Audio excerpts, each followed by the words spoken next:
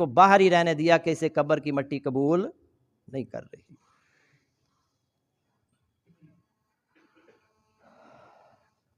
جنگ عظیم دوم کے دوران نا انگریزی فوج جو تھی وہ سنگاپور اور برما میں اسے ہتھیار ڈالنا پڑے۔ جو انگریز جرنیل تھا نا اس نے اپنے فوجیوں کو مخاطب کر کے کہا جو فرار ہونا چاہتا ہے بھاگ جائے، جان بچانا چاہتا ہے تو بھاگ جائے۔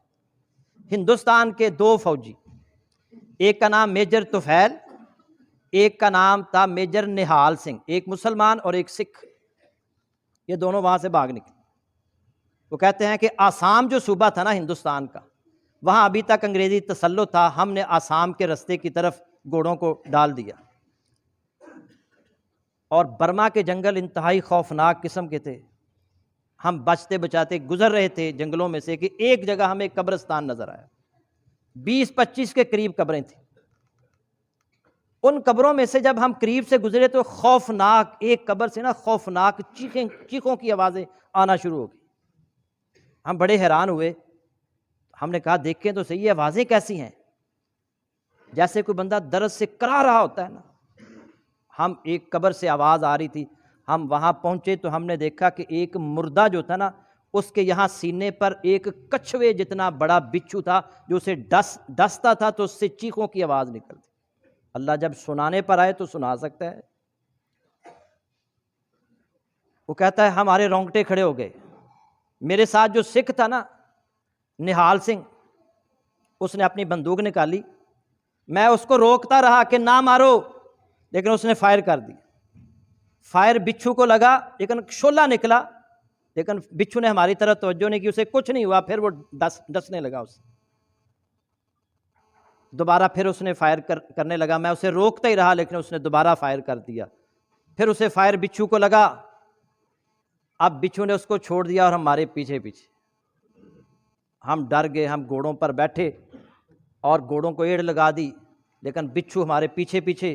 آگے ہم پہنچے تو ایک پانی کی ندی تھی، پیچھے بچھو، آگے پانی کی ندی اور بڑی گہری۔ بچھو کا رخ جو تھا وہ نہال سنگھ کی طرف تھا۔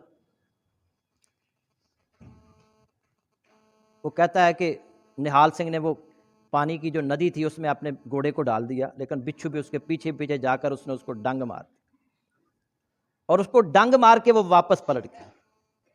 وہ کہتا ہے اس سے پھر اسی طرح کی چیخیں، کراہنے کی آوازیں آنے لگی جس طرح کی قبر سے آ رہی تھیں، اور اس نے مجھے پکارا، او مجھے میری مدد کرو، میجر طفیل میری مدد کرو۔ وہ کہتا ہے کہ میں نے بھی گھوڑا وہ ندی میں ڈال دیا، جب میں اس کے قریب پہنچا تو وہ وہاں جو پانی تھا نا، وہ پانی وہ ایسے تھا جیسے آگ کا لاوا ہوتا ہے، لاوا۔ اس نے میرا ہاتھ پکڑ لیا، وہ کہتا ہے جیسے اس نے میرا ہاتھ پکڑا ایسے لگا جیسے کہ تنور میں میرا ہاتھ ڈال دیا گیا ہے۔ وہ کہتا ہے میں نے خنجر نکال کر اپنے ہاتھ کو کاٹ دیا اور میں واپس پلٹا، جیسے جیسے میں اس سے دور ہوتا گیا پانی اسی نارمل حالت میں مجھے ملا اور میں باہر نکلا۔ اسی دوران وہ بھی اور اس کا گھوڑا بھی مر گئے۔ قبر کا بچھو، اندازہ کریں۔